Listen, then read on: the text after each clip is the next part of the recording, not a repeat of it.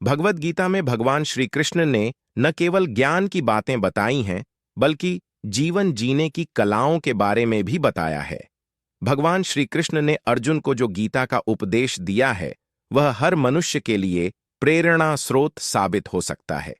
गीता में भगवान श्री कृष्ण अर्जुन को उपदेश देते हैं कि जो भी मनुष्य भगवत गीता की 18 बातों को अपनाकर अपने जीवन में उतारता है, वह सभी दुखों से, वासनाओं से, क्रोध से, ईर्ष्या से, लोभ से, मोह से, लालच आदि के बंधनों से मुक्त हो जाता है। आइए जानते हैं भगवत गीता की 18 ध्यान की बातें। 1. आनंद मनुष्य के भीतर ही निवास करता है, परंतु मनुष्य उसे स्त्री में, घर में और बाहरी सुखों में खोज रहा है। 2.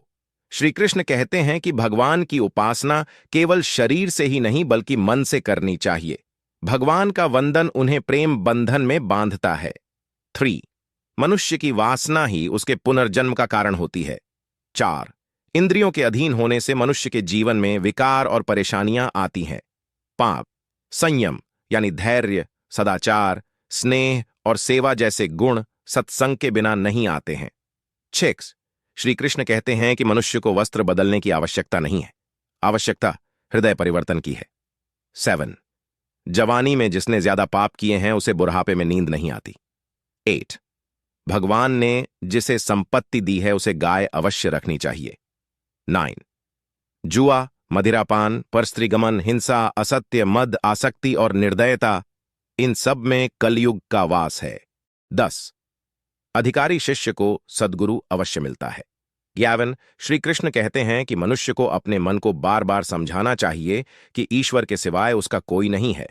साथ ही यह विचार करना चाहिए कि उसका कोई नहीं है, साथ ही वह किसी का नहीं है। 12.